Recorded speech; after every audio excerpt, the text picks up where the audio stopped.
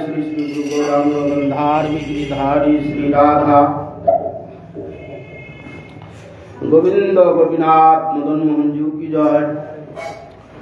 जय विष्णुपाद नित्य लीला प्रविष्टम विष्णुपाद भक्ति जीवनाचार्य गोस्वामी श्री गुरु महाराज की जय। जय विष्णुपाद नित्य लीला प्रविष्टम विष्णुपाद भक्ति कमल मधुसूदन गोस्वामी श्री परम गुरु महाराज की जय। जय श्रीला भक्ति सिद्धांत सरस्वती गोस्वामी ठाकुर प्रभुपाद की जय। जय श्रीला गौर किशोर दास बाबा जी महाराज की जय। जय गौरी बलदेव विद्याभूषण प्रभु की जय। जय विश्वनाथ चक्रवर्ती ठाकुर की जय। जय नरोत्तम श्रीवास स्वानंद प्रभु की जय। जय श्रीला कृष्णदास कविराज गोस्वामी प्रभु की जय। जय नमाचार्य हरिदास ठाकुर महाशय की जय। तुलसी महारानी की जय। भक्ति देवी की जय। भक्ति विघ्न भक्त विघ्न सर्व विघ्न विनाशानकारी भगवान सिंहदेव की जय। जय जगन्नाथ बलराम सुभद्रा देवी की जय। जय भक्ति सिद्धांत सरस्वती ठाकुर प्रभुपादी विरह महोत्सव की जय। जय प्रभुपाद की जय। जय अनंत कोटि वैष्णव वृंद की जय। रूपान गुरु वर्ग की जय। जय समागत भक्त वृंद की जय। जय श्रीपाद भक्ति चरण सागर महाराज की जय। जय श्री भक्ति चंदन अरण्य महाराज की जय। जय श्रीपाद भक्ति शरण विष्णु महाराज की जय। जय श्रीपाद भक्ति करण माधव महाराज की जय। जय श्रीपाद भक्ति वरण्य केशव महाराज की जय। समस्त ब्रह्मचारी वृंद की जय। अनंत कोटि वैष्णव वृंद की जय। रूपान गुरु वर्ग की जय। समागत भक्त वृंद की जय। श्री श्री गुरु गौर प्रमानंदी। जय परम विद्वान नंदी स्वामी श्री श्रीमद् भक्ति मोहन आश्रम महाराज की जय। समागत भक्त ओम अज्ञानतिमिरन्धस्य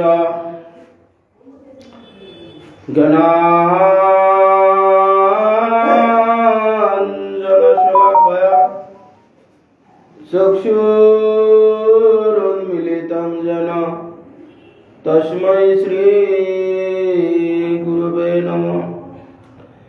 श्री ब्रह्ममर्ध गौर्या सरस्वती नमस्तुते।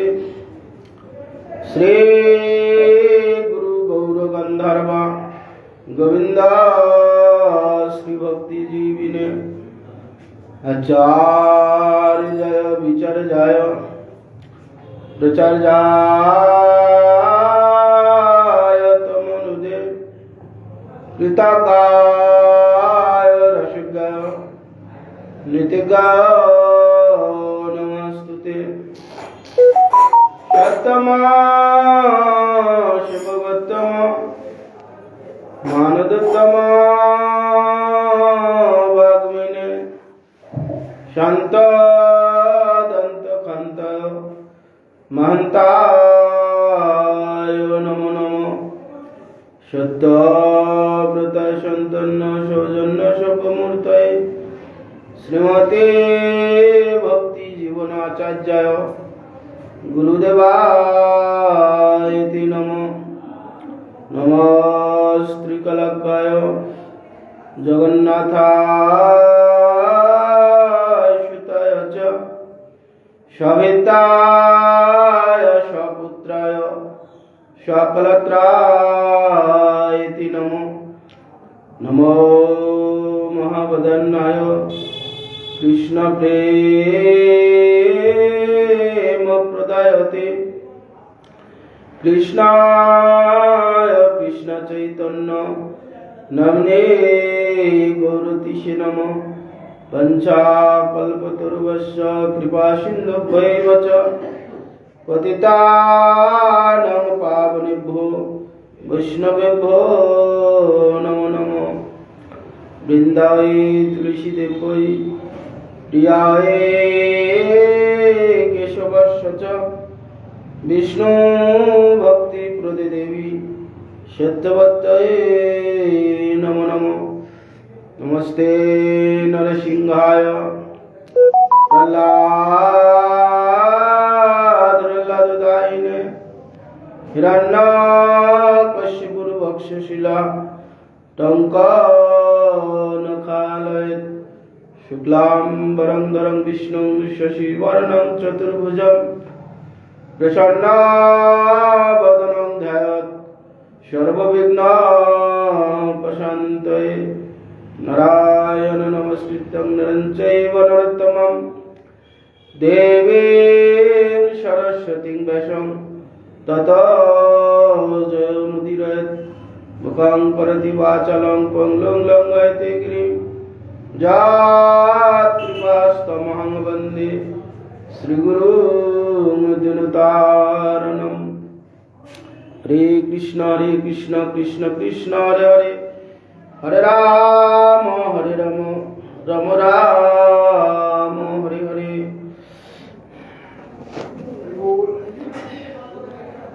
হে কৃষ্ণ।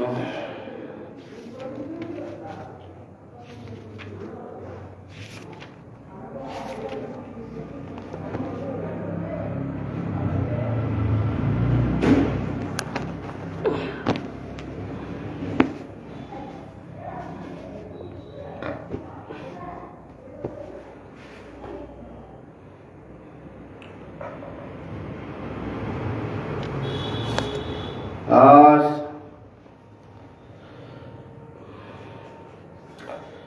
আমাদের পরমেষ্ঠী গুরুদেব শ্রীলা ভক্তি সিদ্ধান্ত সরস্বতী গোস্বামী ঠাকুর প্রভুপাদের তিরোভাব তিথিবারা এই দিনে তিনি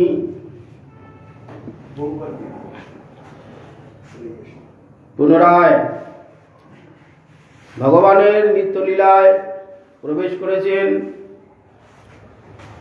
ভগবান মাঝে মাঝে লীলা প্রকাশ করার জন্য বিশেষ কোনো ভক্তগণকে জগতে পাঠিয়ে দেন, পাঠিয়ে দিয়ে তার কার্য করে নিয়ে পুনরায়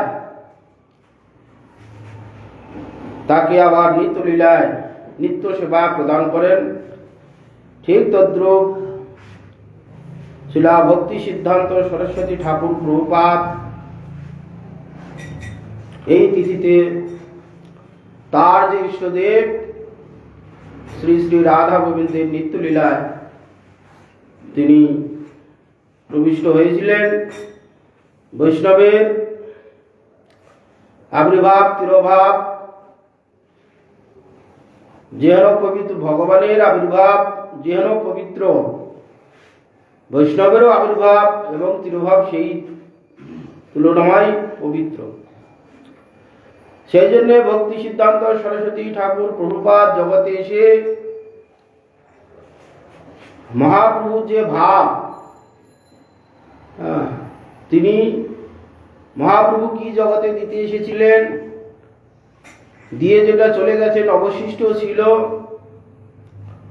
পরবর্তীকালে সেই মহাপ্রভুর ভাব পুষ্টি করার জন্যে, মহাপ্রভুর বাণী প্রচার করার জন্যে, মহাপ্রভুর ইচ্ছা পূরণ করার জন্যে তিনি জগতে এসে মহাপ্রভুর ইচ্ছা পূরণ করেছেন। সেই জন্যে শ্রীলা প্রভুপাদ প্রভু লীলায় বৃন্দাবনীয় লীলায় শ্রী নয়ন মঞ্জুরি ছিলেন, নয়ন মঞ্জুরি। তো সেই জন্যে ভগবান তার নিজজনকে পাঠিয়ে দিয়ে জগতে এরকম মঙ্গল করেছিলেন। নবম বিষ্ণু পাদায় কৃষ্ণ প্রেষ্ঠায় ভূতলে, কৃষ্ণপ্রেষ্ঠ দ্বীপ, কৃষ্ণপ্রেষ্ঠ সেই প্রভুপাদ ভূতলে এসেছিলেন, অবতীর্ণ হয়েছিলেন শ্রীমতে ভক্তি সিদ্ধান্ত সরস্বতী নামিনী। সেই ভক্তির সিদ্ধান্ত সরস্বতী ঠাকুর, তাকে আমরা প্রণাম করি। ভক্তির সিদ্ধান্ত কিভাবে শুষ্ক ভক্তি জগতে প্রচার হবে, মহাপ্রভু যে এরকম শুদ্ধ ভক্তি প্রচার করেছিলেন,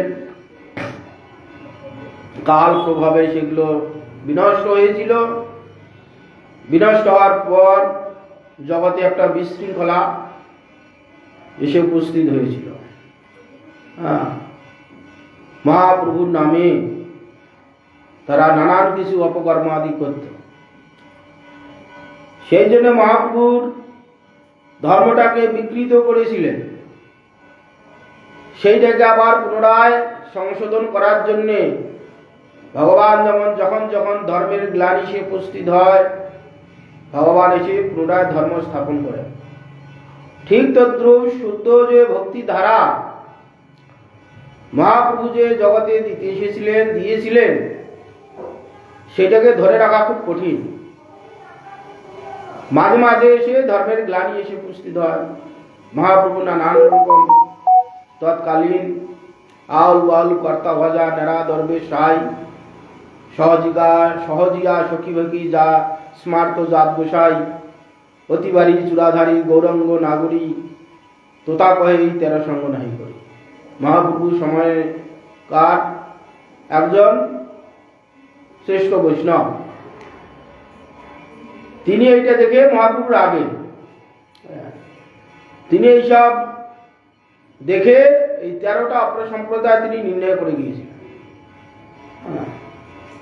এইগুলো সব সম্প্রদায়ের বহির্ভূত নিজ নিজ মনোকল্পিত ধর্ম তারা স্থাপন করেছিলেন।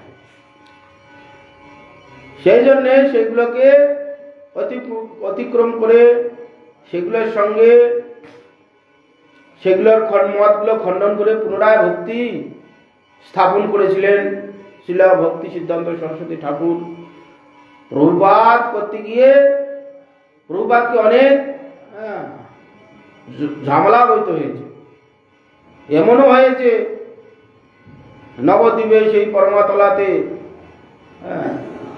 প্রভুপাত সেখানে ধর্মসভা করতে গেছেন। সেখানে যারা অন্যান্য সম্প্রদায় যারা আছে তারা এই সহজিয়া ভাব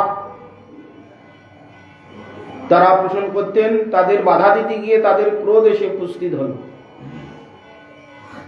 সেই সময় তারা প্রভুপাতকে মারার জন্য অনেক চক্রান্ত করেছিলেন। প্রভুপাত সেখানে পরমতলাতে যাবেন, ধর্মসভা হবে, আর এইদিকে সব ব্যবস্থা হয়েছে যে এই সরস্বতী এলে ছাদের উপর থেকে ইট তার মাথায় মারবো, গায়ে মারবো, মেরে দাও প্রভুপাতকে। এইটা পরবর্তীকালে এখন যে দেবানন্দ গৌড়ীয় মঠ হয়েছে, ভক্তি বেদান্ত কেশব মহারাজ, তিনি সেটা বুঝতে পেরেছেন। তিনি খানিকটা প্রভুপাতের মতন মুখের গঠনটা ছিল, লম্বা এরকম ছিল। সবাই তো দেখেনি প্রভুপাতকে। তিনি এসে বললেন যে প্রভুপাত আপনাকে যেতে হবে না, আপনি ঘরে থাকুন। উনি তখন সাদা কাপড়ে ছিলেন, যে আপনার সন্ন্যাসী বেশ আমাকে দিন, আমি একটি সন্ন্যাসী বেশ ধারণ করে আমি সেখানে সভাতে গিয়ে ধর্মসভা করে আসি, আপনাকে যেতে হবে না। যে যখন এই কেশব মহারাজ দিলেন, ঠিক সেরকম লোকজন শিবপুর থেকে ইট বর্ষণ আদি করতে শুরু করলো। এইভাবে সবার সঙ্গে এরকম লড়াই করে করে শুদ্ধ ভক্তির ধারা পুনরায় তিনি স্থাপন করেছিলেন। সেই জন্য ভক্তির সিদ্ধান্ত সর্বগোস্বামীগণ ভক্তিবিনোদ ঠাকুর ভক্তির সিদ্ধান্ত দিয়েছে। সিদ্ধান্ত দেওয়া করে নিপুণ, কোনো কিছু বাইরে থেকে এসে কেউ প্রবেশ করতে পারবে না। যেমন আমাদের এখানে বলদেব বিদ্যাভূষণ, জীব গোস্বামী ভক্তিটাকে সম্মোট করে ভক্তিটাকে বেঁধে রেখেছে। ঠিক তদ্রুপ এইরকম সরস্বতী ঠাকুর, শ্রীবর্ষ ভানুবী দেবী, দ্বৈতাই কৃপা, শ্রী বার্ষব ভানুবী দেবীর কৃপা পাত্র কে? ভক্তি সিদ্ধান্ত সরস্বতী। আর কৃষ্ণ সম্বন্ধ জ্ঞান প্রদাতা, বিজ্ঞান দায়িনী, সেই প্রভাবে নম, সেই সরস্বতী ঠাকুর তিনি আমাদের প্রতি প্রসন্ন হন। প্রসন্ন হয়ে এই যে আমাদের যে নানা রকম দুর্বিসন্ধি, জীবের বাসনা, সেগুলো দূরীভূত করে কৃষ্ণ সম্বন্ধ এবং বিজ্ঞান, কৃষ্ণ সম্বন্ধে যে বিজ্ঞান জ্ঞান দান করুন আমাদের প্রতি প্রসন্ন হয়ে। এই ভক্তি সিদ্ধান্ত সরস্বতী ঠাকুর প্রভুপাদের কাছে আমাদের প্রার্থনা। মাধবজ্জ্বল প্রমাট শ্রী রূপানুগ ভক্তিদ গৌর শ্রী গৌর করুণা শক্তি বিগ্রহায় নমস্তে। সেই যে করুণা শক্তি, গৌর করুণা শক্তি, মহাপ্রভুর করুণা শক্তি, সেই যে ভক্তি সিদ্ধান্ত সরস্বতী ঠাকুর তিনি প্রসন্ন হন, তিনি নমস্তুতে। নমস্তে গৌরবাণী মূর্তে শ্রী দীনতারিণী। আর মহাপ্রভুর মূর্তি গৌরবাণী, মহাপ্রভু যেটা দিয়ে গেছেন, যেটা অবশিষ্ট আছে, সেইটা জগতে প্রচার করিয়েছে মহাশক্তি ভক্তি সিদ্ধান্ত সরস্বতী ঠাকুর। এই রূপানুগ সিদ্ধান্ত যে আমাদের গুরু পরম্পরা, আমাদের যে ভাগবত পরম্পরা, ভগবান থেকে যে ভক্তির দ্বারা নেমে এসেছে, সেই ভক্তির ধারা রূপানুগ সিদ্ধান্ত তিনি সেটা প্রদান করেছেন। ভাগবত পরম্পরা, ভক্ত পরম্পরা আমাদের যে এসেছে স্বয়ং ভগবান থেকে, কৃষ্ণ থেকে আমাদের যে পরম্পরা এসেছে সেটা তিনি জগতে প্রচার করেছেন। শ্রী শ্রীমৎ ভক্তি সিদ্ধান্ত সরস্বতী গোস্বামী প্রভুপাদের সঙ্গে যাদের নিত্য সম্বন্ধ ছিল, তারা তার অপ্রাকৃত ভজনশীল জীবনের কথা বলতে পারেন। যারা ভক্তি সিদ্ধান্ত সরস্বতী ঠাকুর প্রভুপাদের কাছে এসেছিলেন, কাছে প্রভুপাদকে দেখেছেন, তার সঙ্গ করেছেন, তারা প্রভুপাদের সম্বন্ধে, প্রভুপাদে কিভাবে জীবিকা নির্বাহ করেছেন, কিভাবে চলেছেন, কিভাবে জগতে প্রচার আদি করেছেন, গৌরবাণী তারা বলতে পারতেন। জাগতিক কর্মবীর কিংবা ধর্মবীরের মতো তার জীবন গঠিত হয় নাই।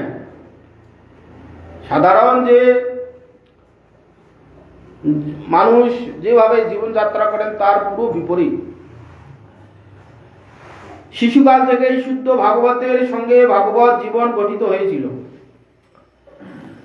প্রভুপাদের শিশুকাল থেকেই শুদ্ধ যে ভক্তগণ ভাগবতের সঙ্গে, তাদের সঙ্গে চলাফেরা ওঠা বসা করতে, সেইভাবে জীবন গঠিত হয়েছে। হয়তো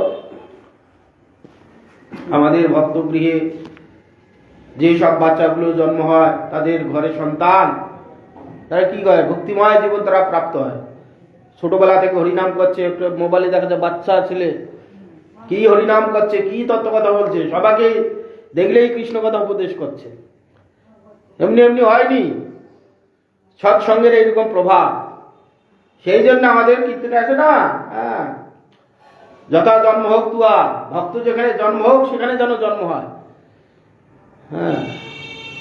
ভক্তিবিহীন ব্রহ্মজন্মের কোনো আশ নেই, এইরকম জন্ম আমরা চাই না। যেখানে ভক্তি থাকবে সেখানে গরিব হোক, যে কোনো জন্ম হোক, ভক্ত সঙ্গ হলে এটা লাভ। ভক্ত যারা হয়েছে, তাদের সন্তান যারা হচ্ছে, তারা ছোটবেলা থেকে তার সন্তানকে ভক্তি পথে নিয়ে যাচ্ছে। ছোটবেলা থেকে মাছ খায়নি, মাংস খায়নি, চা পান বিড়ি খায়নি, অসৎ কথা বলবে না, অসৎ সঙ্গ করে না, তাদের জীবন কিরকম সুন্দর। মিথ্যা কথা কোনোদিন বলবে না, ছোটবেলা থেকে তো শিক্ষা দিচ্ছে, সেইভাবে তার জীবন গঠিত হচ্ছে। প্রভুপাদের এরকম ছিল। জাগতিক চমৎকারিতায় জগতের লোকের মুগ্ধ হয়। জগতের লোক জগতের চমৎকারিতা দেখে মুগ্ধ হয়ে যায়, মানে এটাই সর্বকিছু, এর উপরে আর কিছু নেই, তারা ওইটাতে মেতে থাকে। কিন্তু যারা পারমার্থিক জীবনযাত্রা করে, ভক্ত সঙ্গ করে, তারা তো সেটা ভাবে না এর বাইরেও একটা জগৎ আছে। সেটা শুনলে তো সে বুঝতে পারবে, জানতে পারবে। কোনোদিন যদি আমরা না শুনি সেটা বুঝবো কি করে? এর বাইরে যে একটা জগৎ আছে সেটা তো আমরা শুনছি বলে এখন অনুভব করতে পারছি। যারা কোনোদিন শুনিনি সেটা ভাববে কি করে? জানবে যে এটাই আমাদের শেষ, আহার নিদ্রা বৈমতন জগৎ, এই নিয়েই আমাদের জীবন, এর বাইরে আর কিছু নেই। কিন্তু শ্রীলা সরস্বতী ঠাকুর জীবনের এরূপ কোনো জড় বিভূতি দেখানোর পক্ষপাতিত্ব ছিলেন না। কোনো এরকম জড় পক্ষপাতিত্ব ছিলেন না যে জড় বিভূতি দেখিয়ে লোক আকৃষ্টাদি করব, এরকম কোনো তার ইচ্ছাও ছিল না, প্রতিষ্ঠাও ছিল না। হ্যাঁ, জগতের লোক তো সব বিভূতি পাওয়ার জন্য কত কাণ্ড করে, একটু বিভূতি পেলে দুনিয়া মাত করে দেয়, জগতে প্রচার করে ঈশ্বর বা ভগবান সেজে যায়। প্রভুপাদ সেরকম ছিল না, একবারই ঘোর বিরোধী ছিলেন। কেন? এখানে প্রতিষ্ঠা হলেই মায়ামুগ্ধ হয়ে যেতে হবে, মায়াবদ্ধ হয়ে যেতে হবে। যেটাকে ছাড়ার জন্যে শ্রীমান মহাপ্রভু কি বলছেন? ত্রিনাদপি শুনেছেন তররিবু সহিষ্ণু না অমানিনা মানদন কীর্তনীয় হরি সদা হরি। যে তৃণ ন্যায় নিজ হইতে হবে, এইরকম সবাকেই হইতে হবে, তবে ঠিক ঠিক একদিন আত্ম উপলব্ধি হবে আমি কে। আমরা যদি এখানে জড় মান সম্মান প্রতিষ্ঠার দিকে যাই তো অভিমানটা আরো গাঢ় হবে, আত্মার উপলব্ধি কোনোদিন হবে। তো জগতে যত অন্যান্য আমাদের সাম্প্রদায়িক যে ভক্তগণ আছে তারা বিভূতি পাওয়ার জন্য কত কাণ্ড করে। প্রভুপাদ তার একটা ঘোর পক্ষপাতিত্ব ছিল। আত্ম উপলব্ধি করতে গেলে এরকম হইতে হবে, তৃণের ন্যায় নিচু হইতে হবে। তৃণের ন্যায় নিচু কি আছে? ধূলিকণা আছে। ধূলিকণা তৃণকেই সবাই মেরে যায়। মানুষ পা দিয়ে চলে যাচ্ছে, কুকুর ছাগল বিড়াল যে যায় তৃণকে সব মেরে দিয়ে চলে যায়, তৃণ কিচ্ছু বলে না। এইরকম আমাদের প্রত্যেক সাধককে হইতে হবে, তবে যদি একদিন আমাদের চৈতন্য যাবে, চৈতন্য উপলব্ধি হয়। কিন্তু আমরা একটু কোনো কিছু বলে ফোঁস করে উঠি, তাহলে আমাদের অভিমান আছে, এই অভিমানের দ্বারা আমাদের আত্ম উপলব্ধি হবে না। সেই জন্য প্রভুপাদ একবারে পক্ষপাতিত্ব ছিলেন না। জড়ের প্রতিষ্ঠা এখানে যত সে করবে তত ভারত্ব বাড়বে, ভারে নিচে তত নামাবে। তিনি স্বয়ং এই প্রকার জড় বিভূতিকে বড় ঘৃণা করতেন। এই বিভূতি অনিমা লঘিমা প্রাপ্তি প্রাকাম্য ঈশিত্ব বৈশিত্য কামবসাহিত্য, এই যে বিভূতি একবারে ঘৃণার চোখে দেখতেন। সমস্ত ভক্তগণ যারা শুদ্ধ ভক্ত বিভূতি পেলেও তারা সেটা কাজে লাগান না, ঘৃণার চোখে দেখেন, এ বড় বন্ধন। এই বিভূতি পেলে নিজেকে ঈশ্বর সাজতে ইচ্ছা করে, আমি সব কিছু করতে পারি, রণে বনে জনে জঙ্গলে যেখানে বিপদে পড়বে আমাকে স্মরণ করবে, আমি তোমাদের উদ্ধার করব, করতেও পারে। সে বিভূতি যোগ বলে সে পারে। হ্যাঁ, এর বাইরে তো জগৎ আছে, এ তো একটা খোলসের মধ্যে ভরে আছে, পারে না। সে যে বড় ঘৃণা করতেন। আমরা তো শুধু প্রভুপাদকে নয়, হ্যাঁ, মহাপ্রভুর পার্শ্বদগণকে, হরিদাস ঠাকুরকে সর্বসিদ্ধি তার করতলে ছিল। রসিকানন্দ দেব গোস্বামী একটা জড় প্রাচীরকে চেতন বানিয়ে দিয়েছে, কিন্তু প্রমাণ পাই। ভক্ত, শুদ্ধ ভক্ত হরিদাস ঠাকুরকে বাজ বাজারে মারছে, মরল না। যখন বলে যে ঠাকুর তোমাকে না মারতে পারলে আমার গর্দান যাবে, সঙ্গে সঙ্গে মরে গেল, মরার ভান করলেন। মৃত ব্যক্তির ন্যায় গরিমা হয়ে গেল, পাথরের ন্যায় ভারী, লঘিমা হয়ে গেল পরে তুলোর মতন হালকা। গঙ্গায় ছেড়ে দিলেন, গঙ্গাতে হেঁটে হরিবোল হরিবোল করে উঠে গেছে। প্রচার করতে পারতেন, সব চেপে রেখেছে, প্রয়োগ কোথাও করেনি। কখনো কখনো প্রয়োজনে লোকের মঙ্গলের জন্য সেগুলো, হরিদাস ঠাকুর যে বিভূতি যেইটুক দেখিয়েছে তাও লোকের মঙ্গলের জন্য। তা প্রভুপাদ এরকম একবারেই ঘৃণা করতেন। সর্বস্ব বিভূতিময় ভগবান তাদের বশীভূত হন, সর্ব বিভূতিময় হচ্ছে ভগবান, তার বশীভূত হইতে হবে। তাদের কোনো বিভূতি লাভ করতে কি আর বাকি থাকে? যে সমস্ত ব্যক্তি ভগবানের শরণাগত হয় তার বিভূতি পেতে আর কি বাকি থাকে?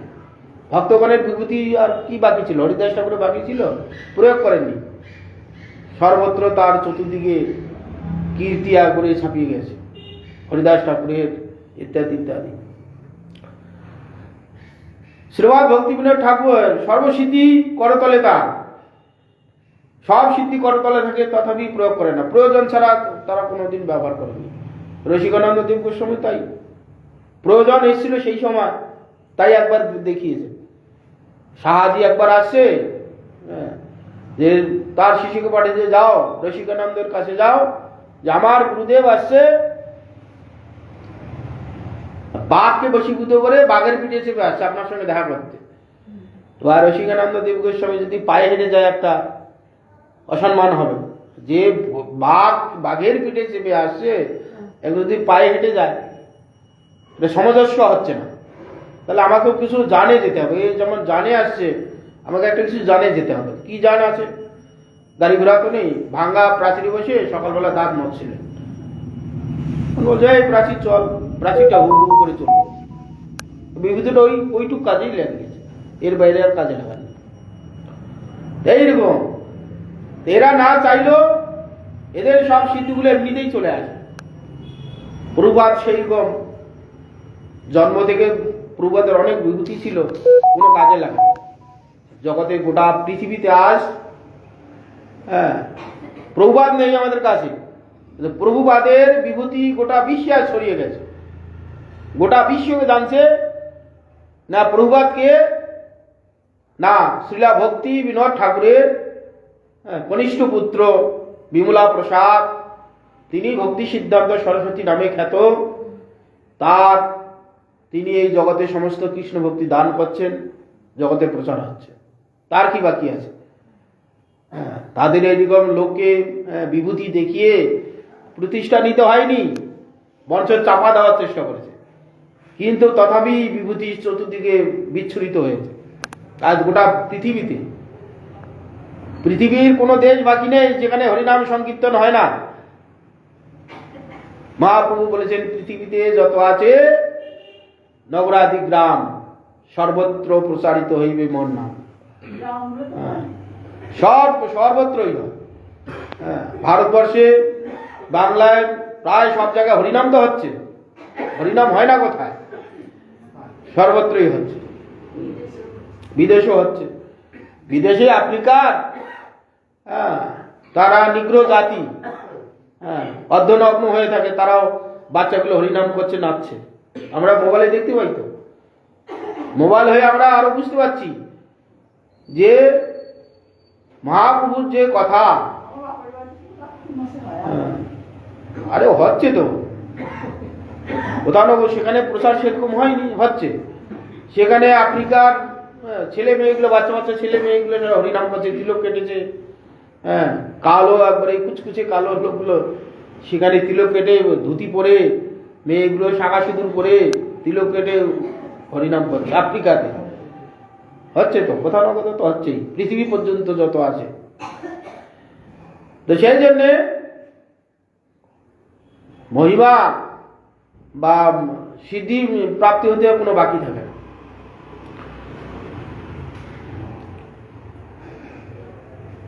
শ্রীরাম ভক্তি বিনোদ ঠাকুর মহাশয় ডেপুটি ম্যাজিস্ট্রেট কাজ করার সময় যখন শ্রী শ্রী জগন্নাথ পুরী ধামে মন্দিরের সন্নিকটে নারায়ণ ছাতা নামক ভবনে বাস করেছিলেন। নারায়ণ ছাতা ভক্তি বিনোদ ঠাকুর যখন ডেপুটি ম্যাজিস্ট্রেট ছিলেন পুরী ধামে, মন্দিরের সন্নিকটে যে নারায়ণ ছাতা নামক যে বাসভবনে, সেখানে ভক্তি বিনোদ ঠাকুরের বাড়ি ছিল। পরবর্তীকালে আমাদের সেটা এখন ভক্তি দ্বৈত মাধব গোস্বামী মহারাজ সেই জায়গাটা উদ্ধার করে এখন চৈতন্য গৌড়ীয় মঠ হয়েছে। সেখানে বাস করেছিলেন শ্রীমৎ ভক্তি সিদ্ধান্ত সরস্বতী ঠাকুর, 1878 খ্রিস্টাব্দে ইংরাজি, বাংলা আছে 1280 বঙ্গাব্দে 6 ফেব্রুয়ারি শুক্রবার মাঘী কৃষ্ণা পঞ্চমী তিথিতে আবির্ভূত হয়েছিলেন। হ্যাঁ, এই তিথিতে তিনি আবির্ভূত হয়েছিলেন। এই মহাপুরুষের জননীর নাম ছিল শ্রীমতী ভাগবতী দেবী। ভক্তি সিদ্ধান্ত সরস্বতী প্রভুপাদের মায়ের নাম হচ্ছে ভাগবতী দেবী। শ্রীমৎ ভক্তিবিনোদ ঠাকুর শ্রী বিমলা দেবীর প্রসাদের দ্বারা শিশুর অন্নপ্রাশন করিয়ে নামকরণ করলেন বিমলা প্রসাদ। প্রভুপাদের নাম বিমলা প্রসাদ ছিল না। প্রভুপাদের যখন অন্নপ্রাশন হয়, বিমলা দেবী, জগন্নাথের যে মন্দিরে বিমলা দেবী আছে তার প্রসাদ জগন্নাথের ভোগ হলে সেই প্রসাদ বিমলা দেবীকে নিবেদন করা হয়। বিমলা প্রসাদ জগন্নাথ সব খেয়ে নেন। পান্ডাগণ যে কিছু নিবেদন করেন ভগবান সেখানে সব খেয়ে নেন। পান্ডাগণ অনুভব করতে পারে জগন্নাথ প্রসাদ সব খায় বলে প্রসাদের এত সুস্বাদ। পৃথিবীর মধ্যে সর্বশ্রেষ্ঠ জগন্নাথের প্রসাদ, সব গ্রহণ করেন। কিন্তু ভক্তগণ পাবে কি? সব যদি খেয়ে নেন ভক্তগণ পাবে কি? বিমলা দেবী তার দৃষ্টিতে, তিনি তো অন্নপূর্ণা, তার দৃষ্টি পুনরায় যেরকম প্রসাদ সেরকম হয়ে যায়। সেই বিমলা প্রসাদে, বিমলা দেবীর প্রসাদের দ্বারা প্রভুপাদের হচ্ছে অন্নপ্রাশন করেছিলেন। শিশুর অন্নপ্রাশন করিয়ে নারায়ণ নামকরণ করলেন বিমলা প্রসাদ। অন্নপ্রাশনের সময় নামকরণ করেছে, এই পুত্রের নাম হবে বিমলা প্রসাদ। যেহেতু বিমলা দেবীর প্রসাদ দিয়ে প্রথম অন্ন খাওয়ানো হলো, প্রসাদ খাওয়ানো হলো, বিমলা প্রসাদ নাম হলো। শ্রী শ্রী সরস্বতী ঠাকুরের আবির্ভাব 6 মাস পর রথযাত্রা হয়। জগন্নাথের রথযাত্রা ঠিক 6 মাস বয়স যখন, এই রথযাত্রার সময় 3 দিন শ্রী জগন্নাথের রথ বড় দ্বারের উপর সরস্বতী ঠাকুরের জন্মগৃহের সামনে দাঁড়িয়ে থাকে। রথ যেতে যেতে সেখানে রথ দাঁড়িয়ে গেল। জগন্নাথের ইচ্ছা, জগন্নাথ এখন পর্যন্ত জগন্নাথ নিজের ইচ্ছায় চলে। দেখা যায়, এটা অনুভব করলে বোঝা যায়, কোনো বছর আড়াইটার সময় রথ টানতে শুরু করে দেয়, 5টা 6টার মধ্যে 4টের মধ্যে রথ চলে যায়। কোনো বছর 1 দিন থেকে যায়, কোনো বছর 2 দিন থেকে যায়, কোনো বছর তাড়াতাড়ি চলে যায়। এবছরে তো এবছরে হয়েছিল 3 দিন, আসার সময় যাওয়ার সময় হয়েছিল না, এইরকম থেকে যায়, যাবে না, 2 দিন ছিল। হাজার চেষ্টা করেও সেই সময় প্রতাপ রুদ্র আদি যখন ছিল, এরকম হচ্ছিল, তখন হাতি এনে, বড় বড় হাতি এনে সব টানা করেছিল, এক চুল নড়াইতে পারে। হাতি চিৎকার করে পালিয়ে যাচ্ছে, এত ভারী বিশ্বাম্ভর হয়ে ছিলেন, নড়াইতে এক চুল পারেনি। এখনো তাই হয়। সেই জন্য পান্ডাগণ যখন রথ যায়, দেখবেন যারা গেছেন সবাই কাশুন এরকম করে বাজাবে, ঢাই ঢাই ঢাই ঢাই করে। বিনা পয়সায় কাশুরগুলো সব পান্ডাগণকে দেবে। কে কয়টা কাসর ভাঙতে পারে? যার দোকানের কাসর ভেঙে গেল, তার জীবন লালে লাল হয়ে গেল, তার ভাগ্য কৃপা হয়ে গেল। রথ চলতে চলতে রাস্তা ধারে তো বাড়ি, রথ যদি কারো দেয়ালে ঠেকে গেল, দোকানের সামনে লেগে গেল, বাস তার জীবন ফিরে গেল, ভেঙে দিয়ে আবার নতুন করে করব। এইরকম তার প্রভাব ছিল। সেই রকম নারায়ণ ছাতার সামনে এসে বাড়ির দরজার সামনে রথ দাঁড়িয়ে গেল। কোনো মতেই আর যায় না, কত চেষ্টা করছে, বলিষ্ঠ বলিষ্ঠ লোক এনে টানছে, কোনো মতে রথ এক চুল নড়াইতে পারছে না। তার বাড়ির সামনে, দরজার সামনে দাঁড়িয়েছে বাচ্চা, 6 মাস বয়স। ভাগবতী দেবী তখন বলছে, রথ 3 দিন থেকে দাঁড়িয়ে আছে, তাহলে বাচ্চাটাকে একবার নিয়ে যাই, জগন্নাথ দর্শন করে আসুক। বাচ্চা তো অনেক সময় বাচ্চাদের নিয়ে যেতে চায় না, সবসময় অপবিত্র থাকে তো বাচ্চা, পেচাপ পেচাপ করে দেয়। ঠাকুর তারে পবিত্রভাবে রথ যাচ্ছে, প্রভুপাদকে নিয়ে গেলেন,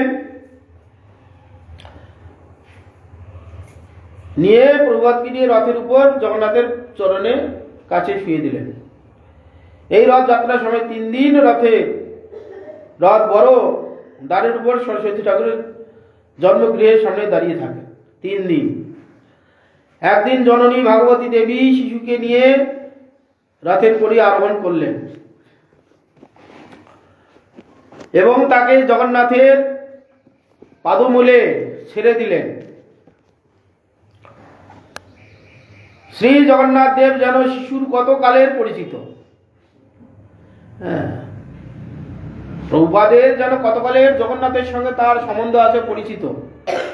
নিজের লোক পেলে কি করে, বাচ্চারা কাছে যায়, আর অপরিচিত লোক হলে কি ভয় পালিয়ে যায়। জগন্নাথের কাছে ছেড়ে দেওয়াতে ভয় করলেন না, জগন্নাথকে যেন জড়িয়ে ধরলেন। আনন্দ ভরে শ্রী জগন্নাথকে শিশু জড়িয়ে ধরলেন, জগন্নাথকে জড়িয়ে ধরলেন ওইটুকু শিশু।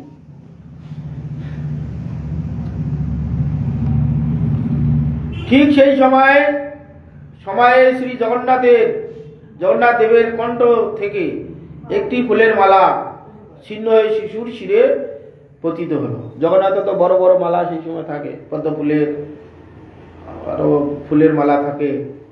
গলা থেকে একটি মালা প্রভুপাদের মস্তকে বললেন। তা দেখে পূজারীগণ আনন্দে হরি হরি ধ্বনি করতে লাগলেন। বললেন, মা, তোমার এই শিশু কালে একজন মহাপুরুষ হবে। এই শিশু তোমার একদিন মহাপুরুষ হবে একজন। শ্রী জগন্নাথ দেব একে আশীর্বাদ মালা দিয়েছেন। জগন্নাথ দেবকে কে আশীর্বাদ মালা দিয়েছেন? আশীর্বাদী প্রসাদ দিয়েছেন। এ তার কথা জগতে প্রচার করবে, ভগবানের কথা এই জগতে প্রচার করবে। তো সেটাই হলো। জননী ব্রাহ্মণের এই আশীর্বাদ শুনে আনন্দে অশ্রুসিক্ত নয়নে শিশুকে কোলে নিলেন এবং বারংবার ব্রাহ্মণগণকে এবং জগন্নাথ দেবকে বন্দনা করতে লাগলেন। আবির্ভাবের পরে শিশু জননীর সহিত 10 মাস কাল পুরী থাকার পর পালকিতে স্থল পথে রানাঘাটে উপস্থিত হন। এই নদিয়া রানাঘাটে সরকারি চাকরি, যখন যেখানে বদলি হয় সে তো যেতে হয়, যারা সরকারি চাকরি করে মাঝে মাঝে স্থানান্তর হতে হয়।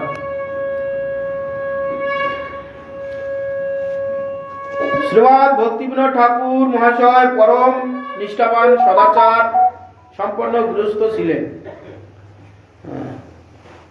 এইরকম গৃহেই তো মহাপুরুষরা হবে। গৃহস্থ সৎ হইতে হবে, নিষ্ঠাবান হইতে হবে।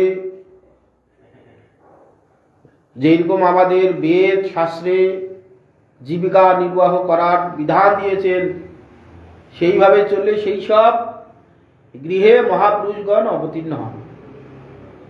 সৎ ব্যক্তি তারাই আনতে পারেন। পশু পক্ষীর ন্যায় যদি জীবনযাত্রা করি, সেই সব গৃহে কি মহাপুরুষ জন্ম হবে? পশু পক্ষীর ন্যায় জীবনযাত্রার প্রাণী এসে উপস্থিত হবে। সেই জন্য আমাদের ব্যবস্থা আছে। গর্ভধারণ করার সময় ভগবানকে ডেকে জীবনযাত্রা সেইভাবে করতে হবে। যখন কোনো সন্তান আদি ধারণ করবে, সেই সময় ভগবানকে জানিয়ে ভগবানের প্রার্থনা করে তারপরে সন্তান নিতে হয়, তবে সেরকম পুরুষ আসবে, ভক্তগণ আসবে।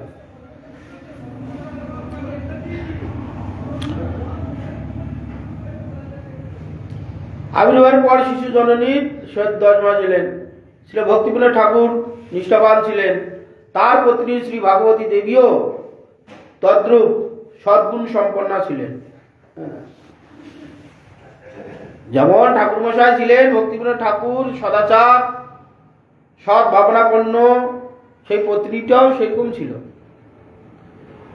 কেন, যে গর্ভে মহাপুরুষ আসবে সেই রকম গর্ভটা হইতে হবে, তো পবিত্র হইতে হবে। অপবিত্র জায়গায় শুদ্ধ ব্যক্তি আসবে না। ভগবানের যারা পার্ষদ, ভগবানের যারা ভক্ত, সেই রকম গৃহেই আসবে, সেই রকম গর্ভে আসবে। যার তার গৃহে আসবে না, যার তার গর্ভে আসবে না। সেরকম তার গর্ভস্থানটা হইতে হবে। তো সেরকম ভগবতী দেবীও ছিলেন।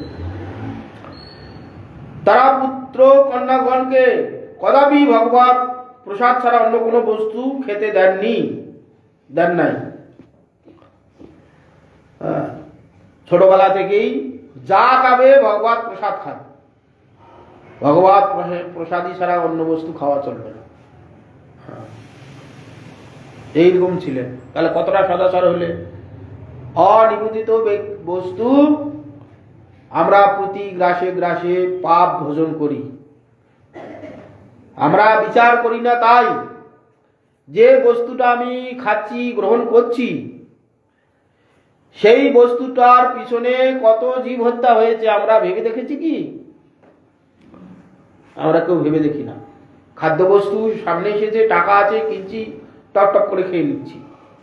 ওই খাদ্যবস্তুটা প্রস্তুত করতে গিয়ে কত জীবকে হত্যা করতে হয়েছে, সেই জীবের পাপগুলোকে ভোগ করবে। আমি খেলে আমাকে ভোগ করতে হবে, রক্ষা নেই। ভগবানকে যদি নিবেদিত করা হয়, ভগবান সর্বভোক্তা,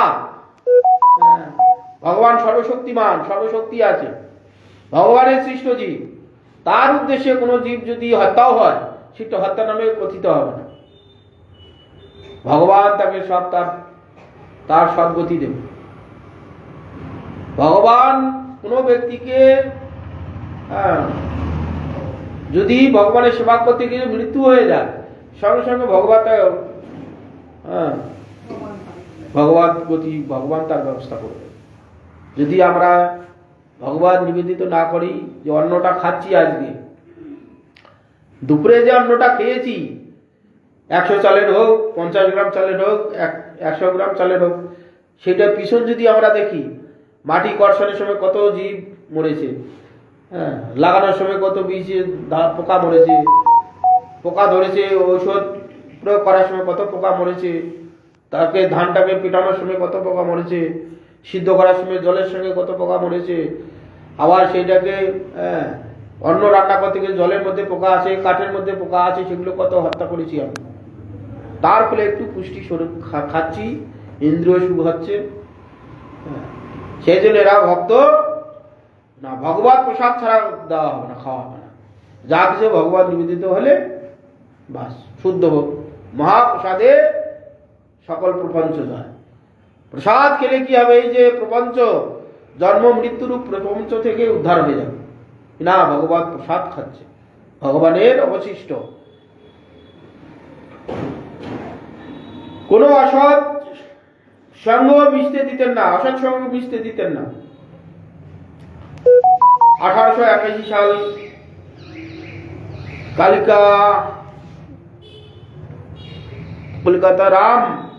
কলিকাতা রমা বাগানে ভক্তি ভবনে ভিত্তি খনন কালে এক শ্রী কুর্মদেবের মূর্তি প্রকট হয়। কলিকাতা রমা বাগানে ভক্তি ভবন স্থাপন করার সময়, ভিত খোঁড়ার সময় খুঁজতে খুঁজতে কুর্ম অবতার, কুর্ম মূর্তি প্রকাশিত হয়। তখন শ্রীলা প্রভুপাদের বয়স 7ম বৎসর, 7 বছর বয়স। শ্রী সরস্বতী ঠাকুরকে শ্রী ভক্তিবিনোদ ঠাকুর মহাশয় শ্রী নাম মন্ত্র দিয়ে কুর্মদেবের সেবা করার নির্দেশ দিলেন। তখন মাত্র 7 বছর বয়স। কতটুকু? তখন থেকে ভগবানের সেবার ব্যবস্থা করে দিয়েছেন ভক্তিবিনোদ ঠাকুর। ভগবানের সেবা করো, ভগবানের সেবা ছাড়া উপায় নেই। যা কিছু করি আমরা ভগবত উদ্দেশ্যে আমাদের করতে হবে। খাচ্ছি, আমরা খাবো, সেটা ভগবত উদ্দেশ্যে রান্না হোক। না, রান্না করছি উত্তম ভাবে, আমরা নিজেদের জন্য উত্তম ভাবে রান্না করি। কোন দিন কিভাবে রান্না করলে খেতে ভালো হবে, টেস্ট হবে, সেটা আমাদের ভোগের জন্য করি, ওইটাই করো না। উত্তম রূপে রান্না হচ্ছে, হ্যাঁ, পটলের ডালনা, পুটিনের রসা, শুক্তো ইত্যাদি, না, ভগবানের ভোগ হবে। ভগবান প্রসাদ পাবেন, ভগবান স্বীকার করবেন, তার প্রসাদ হিসাবে আমরা খাবো। শরীর পুষ্ট এটাই হবে, আমাদের জন্য হচ্ছিল, ভগবানের জন্য হবে। তো 7 বছর বয়সে ভগবানের সেবার সঙ্গে যুক্ত করে দিয়েছিলেন ভক্তিবিনোদ ঠাকুর পূর্ববর্তকে। 1884 সালে 1 এপ্রিল শ্রীলা ভক্তিবিনোদ ঠাকুর মহাশয় শ্রীরামপুরের সন্নিকটে ডেপুটি ম্যাজিস্ট্রেট হন। 1884 সালে ভক্তি সরস্বতী ঠাকুর পূর্ববর্তের পিতা। এই সময় সরস্বতী ঠাকুরকে শ্রীরামপুরের হাই স্কুলে ভর্তি করানো হয়। তিনি যখন 5ম শ্রেণীতে অধ্যয়ন করেন, বিক্রান্তি বা নামে এক নতুন লেখক লেখনী প্রণালী আবিষ্কার করেন। এই সময় তিনি পণ্ডিতবর মহেশচন্দ্র চূড়ামণির নিকট গণিত ও জ্যোতিষশাস্ত্র অধ্যয়ন করেন। হ্যাঁ, প্রবেশিকা পরীক্ষায় উত্তীর্ণ হওয়ার পর শ্রীলা সরস্বতী ঠাকুর 1892 খ্রিস্টাব্দে সংস্কৃতি কলেজে ভর্তি হন। তিনি লাইব্রেরিতে বসে বিভিন্ন দর্শন গ্রন্থ অধ্যয়ন করেন। এই সময় তিনি শ্রীযুত পৃথ্বীধর শর্মার নিকটে বেদ অধ্যয়ন করেন। শ্রীলা সরস্বতী ঠাকুর বেশি দিন কলেজে অধ্যয়ন করতে পারলেন না। কলেজ ত্যাগের কারণ সম্বন্ধে তিনি আত্মচরিতে লিখেছেন, আমি যদি মনোযোগ সহকারে বিদ্যালয়ে পাঠ শিক্ষা করতে থাকি, তাহা হইলে সংসারে প্রবেশের জন্য আমার প্রতি যৎপর নাস্তি পীড়ন হবে। আমি যদি উচ্চ শিক্ষিত হই, পূর্বত খুব পণ্ডিত ছিলেন, ভালো পড়াশোনা করলে সব পাড়া পড়োশি আত্মীয় স্বজন ভালো রোজগার করলে সব বিবাহ দেওয়ার জন্য চেষ্টা করবে। বিবাহ কেন করবে না, কেন করবে না? হ্যাঁ, খুব জ্বালাতন। এই যারা মঠ মন্দিরে সাধু হতে হয়েছে, হ্যাঁ, যৌবনকালে তারা ঘর সংসার ছেড়ে এসেছে, তাদের যে কি যন্ত্রণা।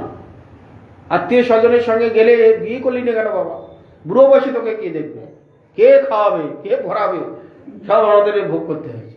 বাড়ি গেলি যে তুই বিয়ে করলি না, বিয়ে না করলে তোর বুড়ো বয়সে কে দেখবে রে। হ্যাঁ, এই সমস্ত। ভালো যদি টাকা ইনকাম করে, চাকরি বাকরি করে, সবাই বিয়ে দেওয়ার জন্য ব্যস্ত হবে, সেই জন্য পূর্বতন সব দিকে যাওয়া যাবে না। হ্যাঁ, আর যদি মূর্খ অকর্মণ্য রূপে প্রতিপন্ন হই, তা হইলে সাংসারিক উন্নতির জন্য প্রবৃত্ত হইতে কেউ আর তাদৃশী প্ররোচনা করবে না। যদি অকর্ম হয়ে থাকি, বেশি সংসারে ভালো ইনকাম না করতে পারি, কি হয়, বেকার ছেলেকে মা বাবাও বিয়ে দিতে চায় না। হ্যাঁ, বলে ওকে বিয়ে দিয়ে কি করবে, সংসার করতে পারবে না, ভালো খাওয়াতে পড়াইতে পারবে না, বউকে অশান্তি হবে, বাবা বিয়ে করার দরকার নেই, এরকম করবে। সেজন্য দরকার নেই, আমি যেটুকু পড়েছি আমার কাজ চলার মতন ওই পর্যন্ত থাক। পূর্বাদের এটা ইচ্ছা হয়েছিল যে আর আমি পড়াশোনা করবো না, বেশি পড়াশোনা করলে বেশি ডিগ্রি হবে, ডিগ্রি হলে প্রচুর টাকা ইনকাম হবে, তখন সবাই উৎপীড়ন করবে।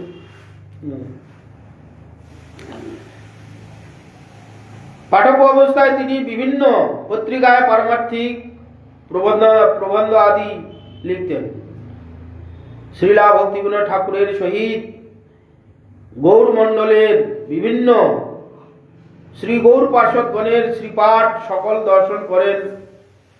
শ্রীলা সরস্বতী ঠাকুর 1898 সালে সারস্বত চতুষ্পাঠীতে অধ্যাপনা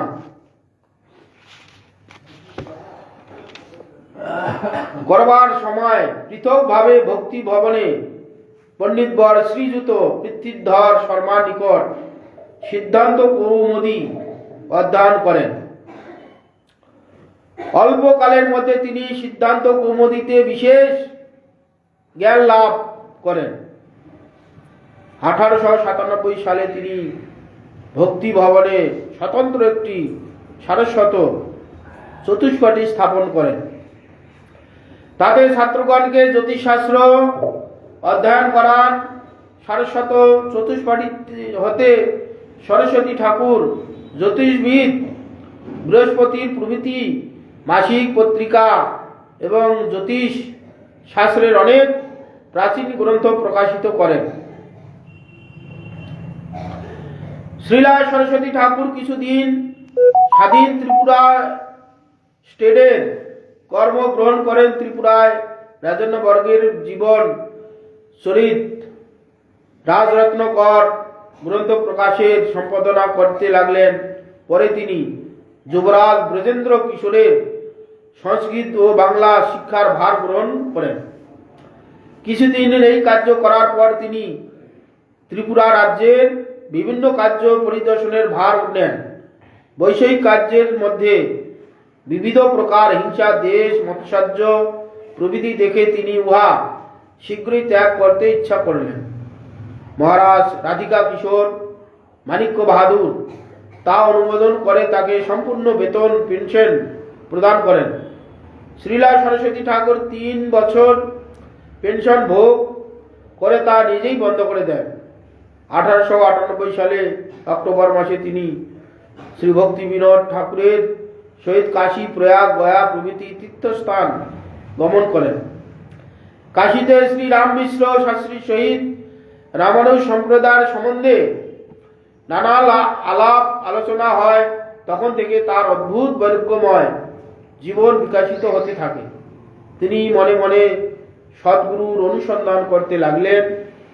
শ্রীলা ভক্তিবিনোদ ঠাকুর তার মনোভাব বুঝতে পেরে তাকে বৃন্দাবনের সিদ্ধ বাবা শ্রীলা গৌরকিশোর দাস বাবাজি মহারাজের শ্রীপাদ পদ্ম আশ্রয় করতে নির্দেশ দিলেন।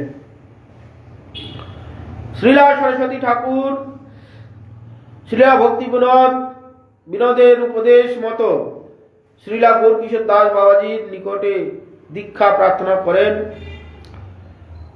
প্রথম দিন শ্রীলা বাবাজি মহারাজ বলেন, আমি আপনাকে কৃপা করতে পারি কি না মহাপ্রভুকে জিজ্ঞাসা না করে আমি কিছু বলতে পারবো না। তিনি সিদ্ধ বাবাজি ছিলেন, গৌরকিশোর দাস বাবাজি মহারাজ প্রভুপাদের গুরুদেব। দ্বিতীয় দিন সরস্বতী ঠাকুর শ্রীলা বাবাজি মহারাজের নিকটে উপস্থিত হলেন। বাবাজি মহারাজ বললেন, আমি শ্রীমান মহাপ্রভুকে জিজ্ঞাসা করতে ভুলেই গেছি। সেদিন ফিরে গেলেন। তৃতীয় দিন সরস্বতী ঠাকুর উপস্থিত হলে শ্রীলা বাবাজি মহারাজ বললেন, আমি মহাপ্রভুকে জিজ্ঞাসা করেছি। তিনি বললেন, সুনীতি বা পাণ্ডিত্যের ভগবত ভক্তির কাছে কিছুই অতি তুচ্ছ। তন্ত্রবনে সরস্বতী ঠাকুর বললেন, আপনি কপট চূড়ামণির সেবা করেন তাই না? বঞ্চনা করেন, আমায় কৃপা করতে চান না। আপনি তো কপট চূড়ামণির সেবা করেন, তার সেবা করলে তার মতোই ভাব হবে। অতএব আমি গোষ্ঠী পুণ্যের নিকট রামানুজ আচার্য 18 বার 18 বার প্রত্যাখ্যান করেছিলেন, তারপরে ছাড়েননি। তারপরে গিয়ে রামানুজাচার্যকে শিষ্য করেছিলেন। ঠিক তদ্রূপ গোষ্ঠী পুণ্যের ন্যায় আমিও কতবার আপনি ফেরাবেন? যতদিন আমাকে শিষ্যত্ব আপনি গ্রহণ না করবেন ততদিন আমি আপনার কাছেই আসবো, আপনার কাছেই আমি দীক্ষা নেব।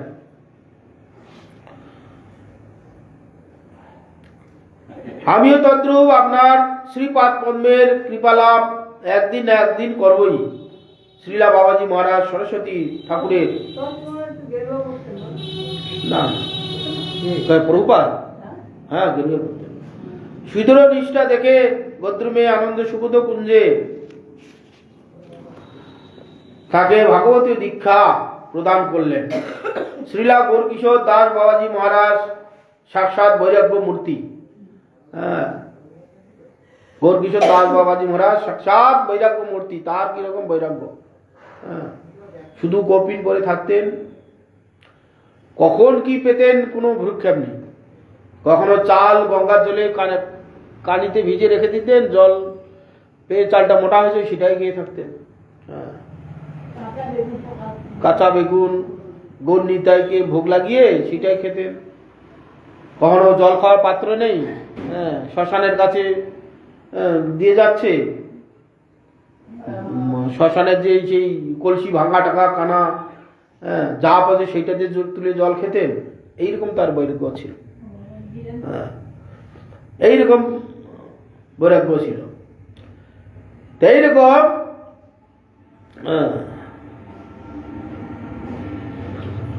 কোন রকম জীবনযাত্রা করতেন। কাকেও মন্ত্র দীক্ষা দিতেন না। তিনি গঙ্গাঘাটে বৃক্ষমূলে বাস করতেন। গৌরকিশোর দাস বাবাজি মহারাজ গঙ্গায় পরিত্যক্ত মৃত ব্যক্তির বস্ত্র কপিন রূপে, পরার পর যে কাপড় থাকে ফেলে দিয়ে চলে যায়, সেইটাকে নিয়ে কোনো রকম কপিন পরে থাকতেন। কখনো গঙ্গা জলে চাল ভিজিয়ে লঙ্কা লবণ দিয়ে খেতেন। কখনো পরিত্যক্ত মৃত ভাণ্ড গঙ্গা জলে ধুয়ে তাতে অন্ন ফুটিয়ে খেয়ে নিতেন ভোগ দিয়ে। সেটা আবার গৌর নিত্যানন্দকে সেটাই ভোগ দিয়ে খেতেন। এইরকম ছিল। 1900 সালে মার্চ মাসে শ্রীলা ভক্তি বিনোদ ঠাকুর শহীদ সরস্বতী ঠাকুর বালেশ্বর, যমুনা, ভুবনেশ্বর, পুরী প্রভৃতি স্থানে পরিভ্রমণ করেন। স্থানে স্থানে ভক্তি বিনোদ ঠাকুর নির্দেশ মতো শ্রী চৈতন্য চরিতামৃত ব্যাখ্যা করেন। শ্রীলা ভক্তি বিনোদ ঠাকুরের দৌলতে শুদ্ধ ভক্তি মন্দাকিনী পুনঃ প্রবাহিত হয়। শ্রী গৌর পার্শ্বদগণের অপরের পর গৌরীয় বৈষ্ণব জগতে এক অন্ধকার যুগ এসেছিল। সেই যুগের অবসান ভক্তি বিনোদ ঠাকুর মহাশয় গৌর নিত্যানন্দের বাণী জগতে প্রচার করেন। তিনি শুদ্ধ ভক্তি সিদ্ধান্ত বিষয়ক বহু গ্রন্থ প্রণয়ন করেন, বহু পারমার্থিক পত্রিকা প্রকাশ করেন। তার কৃপায় বহু সজ্জন ব্যক্তি গৌর সুন্দরের ভজন করেন। এইভাবে প্রভুপাদ চেষ্টা করেছেন। প্রভুপাদের কিরকম চেষ্টা! প্রত্যেক ব্যক্তিকে তিনি হরিনাম শোনাবেন, সবাই যেন হরিনাম করে, জগৎ থেকে উদ্ধার হয়, এইরকম প্রভুপাদের চেষ্টা। হরিনাম করতে করতে একদিন মদন মোহন মালব্য চৈতন্য মঠে এসে বলছেন, সরস্বতী ঠাকুর, আপনার যে চেষ্টা, আপনার যে গৌরবাণী প্রচারের যে চেষ্টা, আমার মতে প্রত্যেক গ্রামে গ্রামে একটি করে চৈতন্য মঠ আপনি স্থাপন করুন, তবে জগতে চৈতন্য ফিরবে। আপনার এইরকম সুন্দর বাণী, সুন্দর প্রচার, ভগবানের কথা জগতের লোক জানে না। মদন মোহন মালব্য বলছে যে প্রত্যেক গ্রামে একটি করে আপনি চৈতন্য মঠ স্থাপন করুন, করলে জগতের লোক যদি একটু ভগবানমুখী হয়। প্রভুপাদ বলছেন আপনি খুব কম কথা বললেন মশাই। প্রত্যেক গ্রামে গ্রামে একটা করে চৈতন্য মঠ স্থাপন করে কি হবে? প্রত্যেক হৃদয়ে হৃদয়ে একটা করে চৈতন্য মঠ স্থাপন করতে পারলে আমার আনন্দ হয়।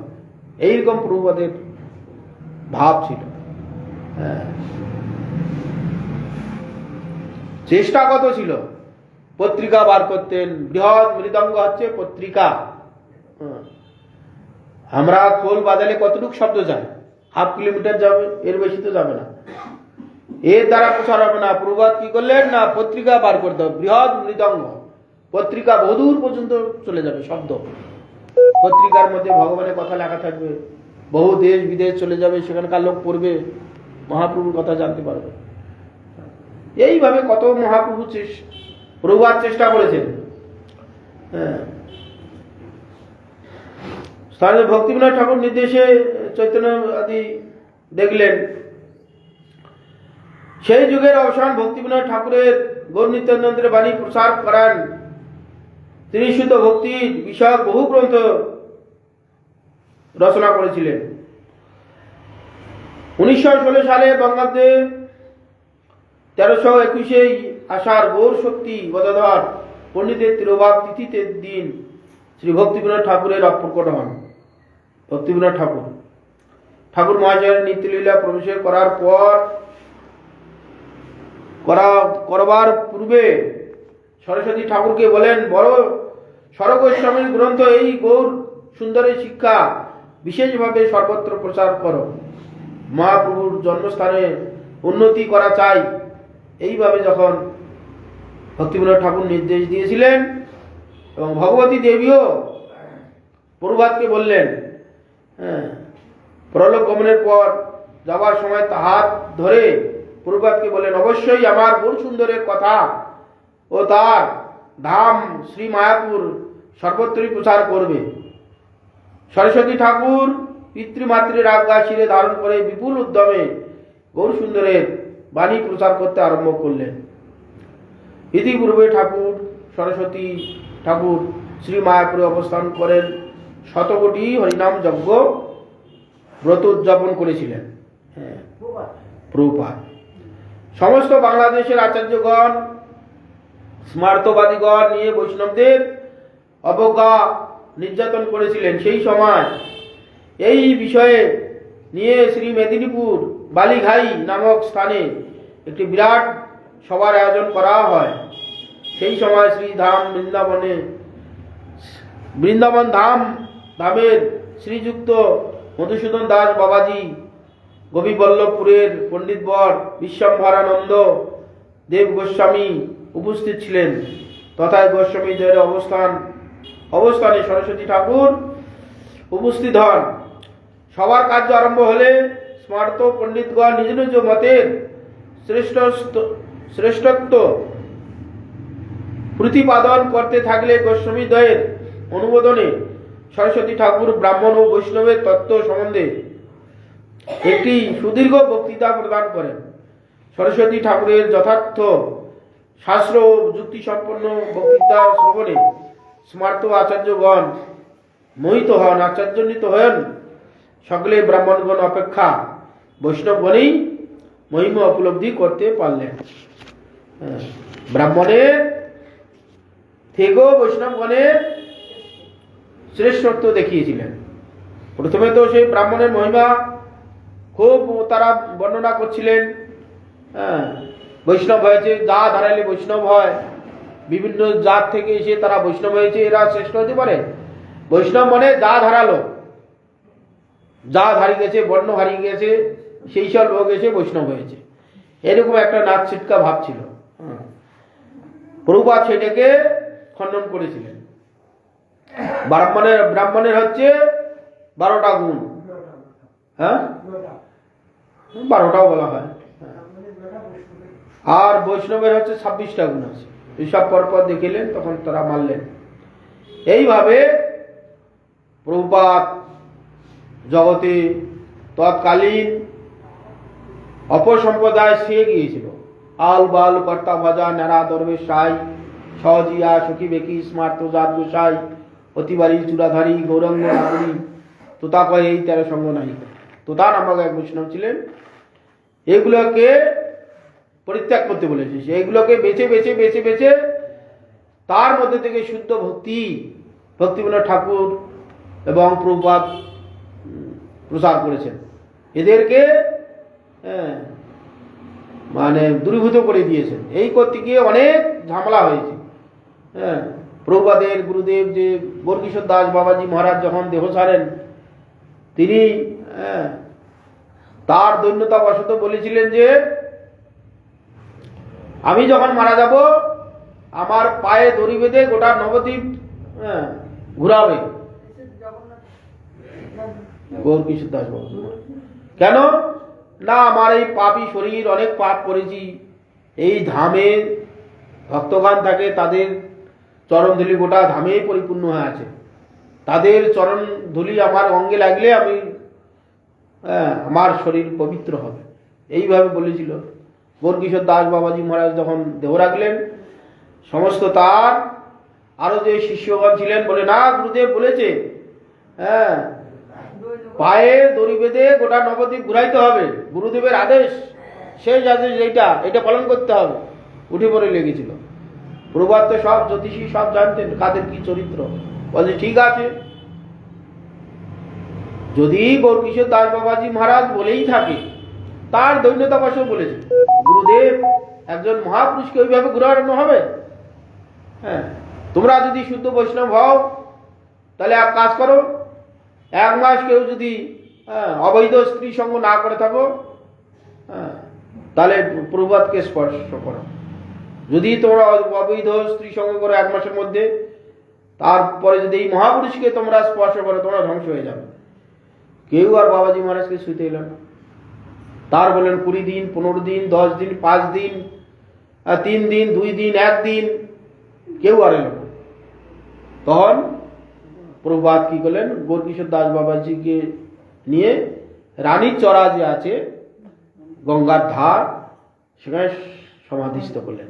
এইভাবে একে একে বহু সহজিয়াকে দূরীভূত করে তাদের যে শুদ্ধ ভক্তির ধারা মহাপ্রভু যেটা দিতে গেছেন সেটাকে কলুষিত করেছে। মহাপ্রভুকে নাগর বানিয়ে দিয়েছে। মহাপ্রভু তো নাগর ভাবে আসেননি, বিষয় বিগ্রহ মহাপ্রভু নন, বিষয় বিগ্রহ কৃষ্ণ। মহাপ্রভু যদি নিজেই বিষয় বিগ্রহ হন তাহলে আশ্রিত বিগ্রহে আস্বাদন করতে পারবেন না। একজন বিষয় বিগ্রহ হতে হবে, একজন আশ্রিত বিগ্রহ হতে হবে। মহাপ্রভু রস আস্বাদন করেছেন, মহাপ্রভুকে গৌর নাগর বানিয়ে দিয়েছে। এটা মহাপ্রভুর ইচ্ছার সম্পূর্ণ বিরোধ। বৃন্দাবনে দাস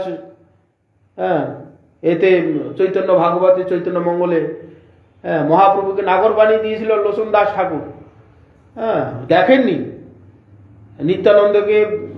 নিত্যানন্দ প্রভুর কাছে যখন নিয়ে গেলেন যে দেখুন কি লেখা, নরহরি সরকার, ফেলে দাও। তারপরে নিত্যানন্দের মহিমা কত ভূয়সী প্রশংসা করেছে, তবে সে দেখলেন মহাপ্রভু নাগর হয়ে আসেননি। যিনি কৃষ্ণ প্রেম আস্বাদন করতে এসেছিল, কৃষ্ণকে নাগর বানাননি।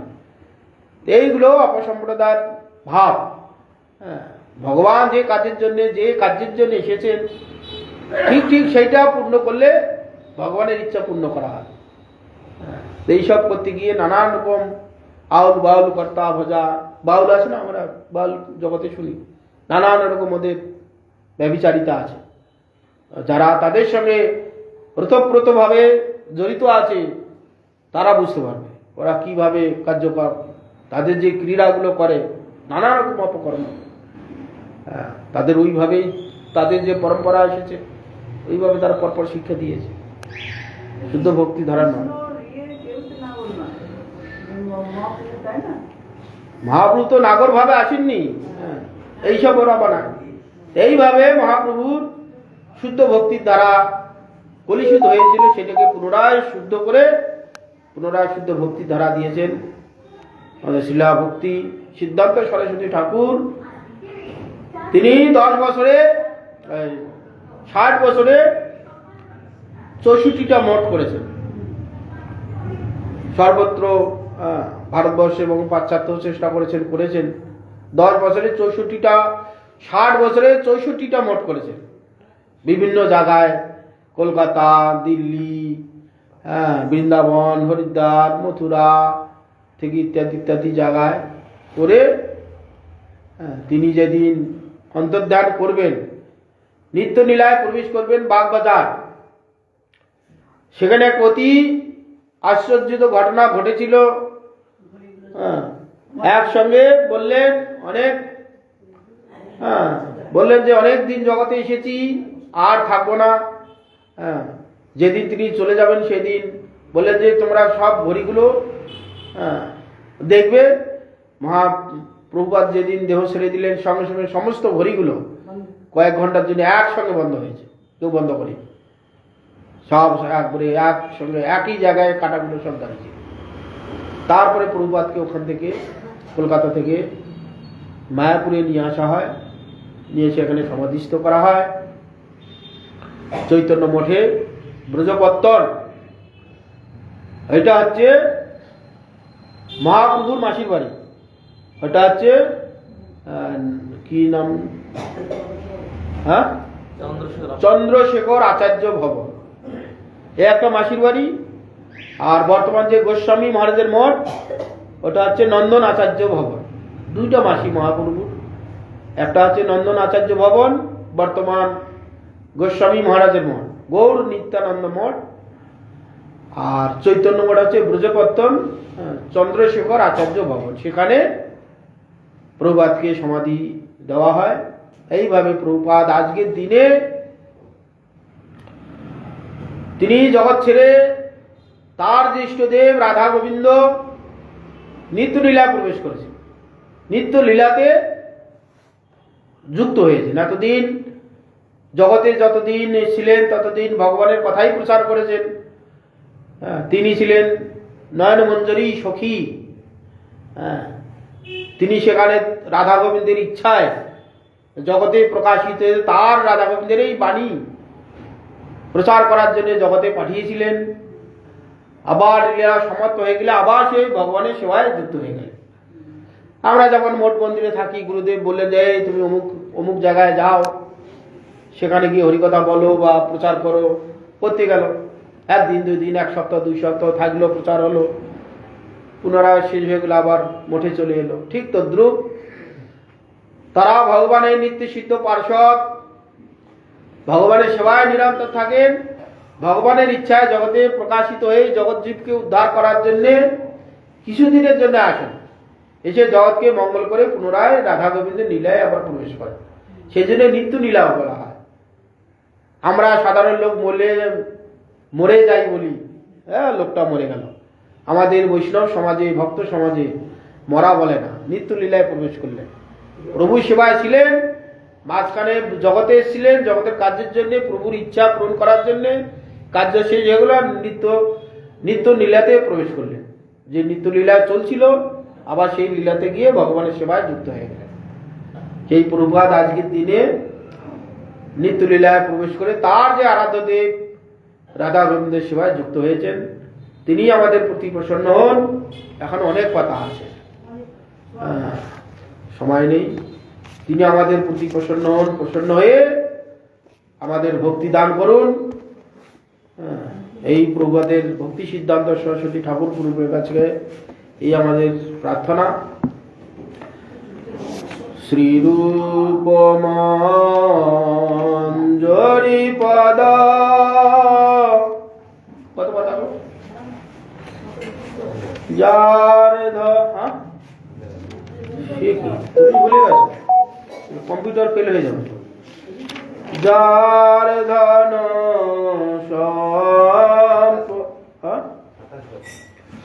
87 শ্রীরূপ মঞ্জরি পদ, যা সেই মর সম্পদ।